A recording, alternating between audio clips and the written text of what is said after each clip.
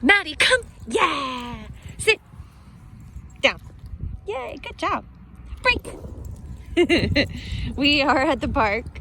Got quite a bit going on around us. Pretty busy, but we've got some space here, which is perfect. So we're surrounded by lots of busyness, but space for her to be able to run around and do some zoomies if she wants. And she's mostly just been rolling around on the ground, getting dirty. Yes, let's go. And we've got a few different things that we practice while we're on long line with the dogs. Go down to a 4. And nope, let's go. Good. So that because I was only at a 4, I actually tapped and held down the red button for a couple seconds. So hopefully she wouldn't pick that up. Surprised I didn't have to scroll up. Let's go. So the first thing we work on is just some like move with me. So it's like when I turn, good girl. I want her to be aware that I've turned, and then I'll ask her to turn with me. If she doesn't, I'll tap the button.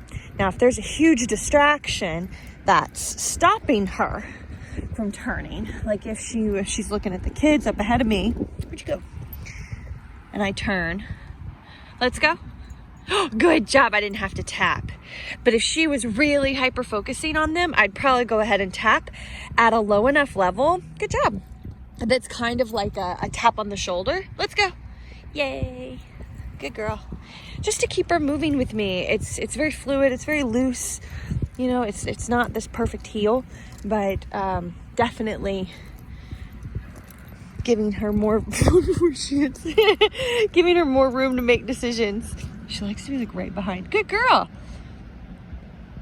Now that's one of the things. The other is we just work on our downstay work, which is really good for her confidence.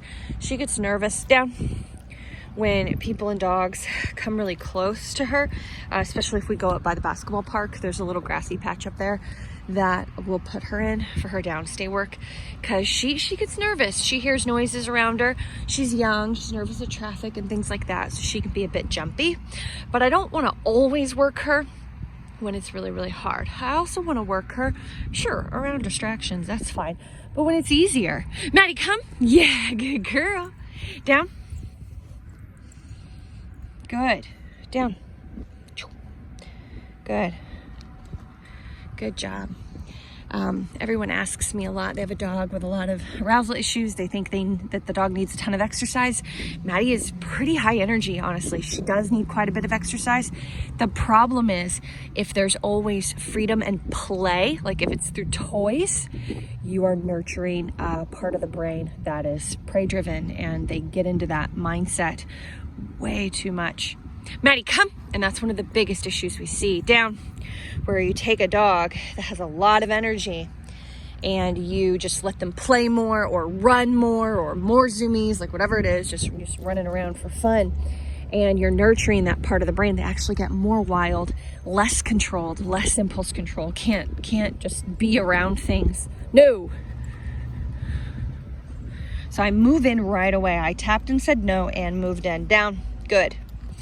But they get to where and I did my stern voice, but they get to where they can't be around things. Now, I don't know if that's Maddie. It's just kind of been dealing with that with a few Zoom clients.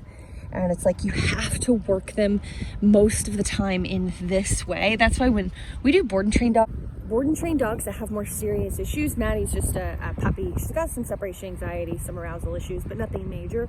But when there's reactivity, we actually usually suggest there's not even any play for a while. And the reason why is because of the part of the brain that it nurtures. This is your play. This is how you're building, or I should say rebuilding. A lot of owners are rebuilding the connection with their dogs in a different way. You don't want to add play into it. Break. At least not for a while. Like, you want to get a lot of the reactivity and a lot of that stuff under control. And you're not seeing it before you add in something like play, which nurtures prey drive. Now, she's just the third kind of element to this is she's just on break. She can do what she wants. I'll wait till she gets into a good smell, kind of creep backwards. And this is like a real world recall where she's engaged in something and I'm recalling her away from it. Not in a downstay. That's not where the benefit is in a downstay.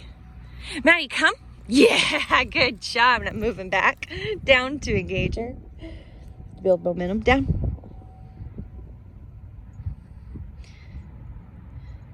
Take your time. Break. Yeah. But anyway, the benefit of that is in the recalling her off of a real world distraction like sniffing. Downstay, the value is in building confidence with her away from me. So work on different things for different reasons.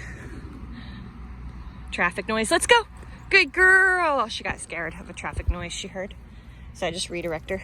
Good job. Yeah. Don't worry about that.